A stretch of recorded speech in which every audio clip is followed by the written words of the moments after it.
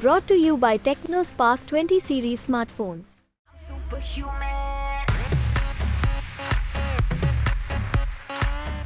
टिहरी लोकसभा से निर्दलीय प्रत्याशी हैं बॉबी पवार हमारे साथ, उनसे बातचीत करते हैं। हम देख रहे हैं लगातार आप प्रचार प्रसार कर रहे हैं, रोड शो कर रहे हैं। जनता का किस तरह का रिस्पांस मिल रहा है आपको? देखिए, जनता का भरपूर प्यार और सहयोग मिल रहा है। हम पहाड़ से लेकर तराई तक जिस प्रकार का जनता का समर्थन मिल रहा है, कहीं ना कहीं लग रहा है कि वास्तव में जनता इस बार बदलाव का मन बना चुकी है। आपके साथ हम काफी युवा देख रहे हैं, आपको लगता है कि वोट में तब्दील हो पाएंगे? बिल्कुल तब्दील होंगे। ये वो युवा है जिनको सरकारों द्वारा छला गया है, जिनको इस सिस्टम द्वारा छला गया है, जिस सिस्टम के लिए सुधारने के लिए हम आज उस सिस्टम में जाने वाले हैं। इन युवाओं ने ही हमें आगे किया है कि आप यहाँ पर खड़े हुइए और हम आपको जिताकर इस सिस्टम में भेजेंगे। इस सिस्टम को ठीक करना है। आपसे मैं जानना चाहूंगी, आपको परेशानी किससे है? यहाँ की जो सांसद है, मान लीजिए महारानी जी से है या फिर प्रधानमंत्री नरेंद्र मोदी से? नहीं, देखिए, परेशानी किससे मतलब क्या है? ये लोकतंत्र है और चुनाव है और सिस्टम जो है वो ठीक नहीं है। यहाँ भ्रष्टाचार है, यहाँ रोजगार नीति नहीं है, यहाँ हमारे प्रदेश के अंदर विभिन्न आंदोलन विभिन्न मांगों को लेकर चल रहे हैं, उनकी कोई सुनवाई नहीं है। इन सबका रिप्रेजेंट बन के हम वहाँ पर जा रहे हैं।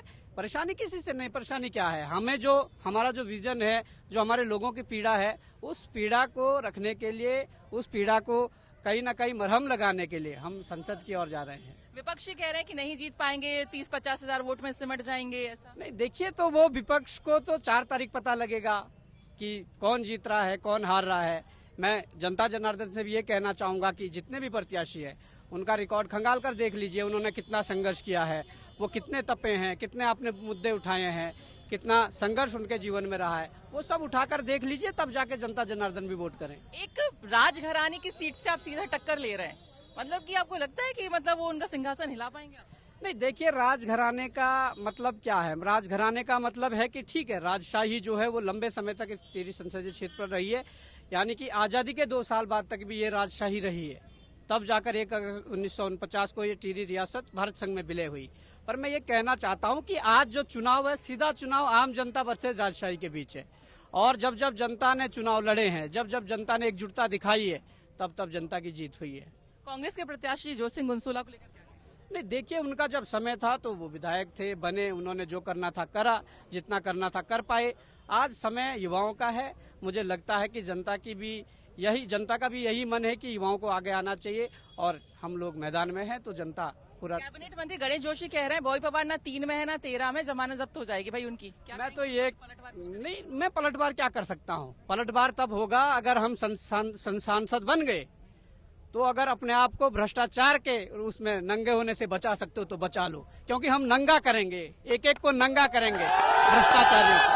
क्योंकि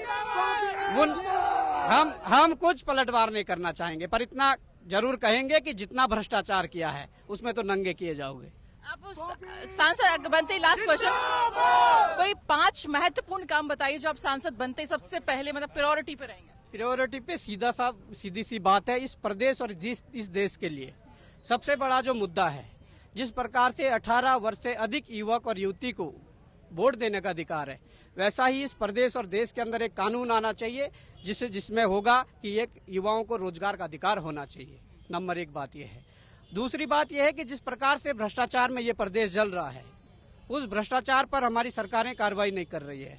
दूसरा मुद्दा ये रहेगा कि भ्रष्टाचार पर आज तक किसी सांसद ने नहीं बोला है। अगर राज्य सरकार कार्रवाई नहीं कर रही है, अगर कोई सांसद जुर्रत करता कि संसद के अंदर उस बात को उठाता और 545 जो सांसद है उनके सामने उसको रखता कि उत्तराखंड में ऐसा नंगा नाच भ्रष्टाचार का होता, कहीं ना कहीं शर्म से वो झुकते और कार्रवाई होती। तीसरी बात यह है कि जो हमारे संसाधन है, जो इस प्रदेश में एनडी तिवारी सरकार में 70% स्थानीय लोगों को रोजगार देने की बात हुई थी, आज उस जियो का पालन नहीं किया जा रहा है। हम चाहेंगे कि हमारे सांसद बनने के बाद हम यहाँ पर स्थानीय युवाओं को 70% रोजगार का जो निजी क्षेत्रों में जो जियो है उसको लागू पूरे तरीके से करवाएंगे। टिहरी डैम जैसी बड़ी परियोजनाएं इस प्रदेश के अंदर है और उसमें जब हमने डाटा निकाला, जब उसका डेटा हमने निकाला, देखा गया कि 12% रॉयल्टी केवल उत्तराखंड को मिल रही है। दुर्भाग्य है हम सबका कि टिहरी जैसे डैम में हमारे सैकड़ों गांव डूब गए, हमारे हजारों लोगों को पलायन करना पड़ा, हमारी संस्कृति हमने खोई है।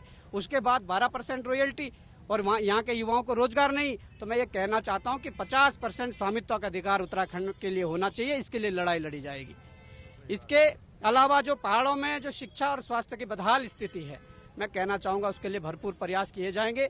हो सकता है कि भारत सरकार में इस प्रदेश के पहाड़ी क्षेत्रों के लिए और जहां जहां शिक्षा स्वास्थ्य की जो स्थिति है वो बदहाल है, उनके लिए अलग का बजट प्रावधान के लिए बात करेंगे। और तीसरी बात यह है कि ये प्रदेश ऊर्जा प्रदेश है। इस प्रदेश में हम देख रहे हैं कि यहाँ से अन्य प्रदेश बिजली खरीदकर अपने लोगों को फ्री बांट रहे हैं, पर हमारा प्रदेश जो कई बिजली की पैदावार कई बड़ी मात्रा में कर रहा है, आज यहाँ के लोगों को बिजली की दरें देख लीजिए कितनी महंगी मिल रही है। इस पहाड़ को ऊर्जा प्रदेश या तो कहना बंद कर दीजिए या यहाँ के लोगों को बिजली फ्री होनी चाहिए।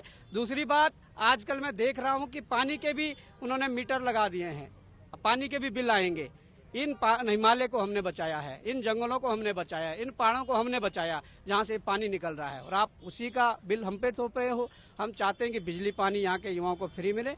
दूसरी बात है कि ग्राम स्वराज का मतलब है कि पूरे गांव तक ऐसे संसाधन या लघु उद्योग स्थापित किए जाएं जिससे कि यहाँ के युवाओं को रोजगार मिल सके। मेन फोकस रोजगार पर है। तीसरी बात, फिर मुद्दे अनेक है। बहन अंकिता भंडारी को न्याय नहीं मिल रहा है, भू कानून, मूल निवास मुद्दा है, यहाँ पर अनेकों और मुद्दे हैं जिनके लिए हमने सड़कों पर संघर्ष किया है। उन सब मुद्दों को प्राथमिकता देकर हम लगातार लड़ते रहेंगे।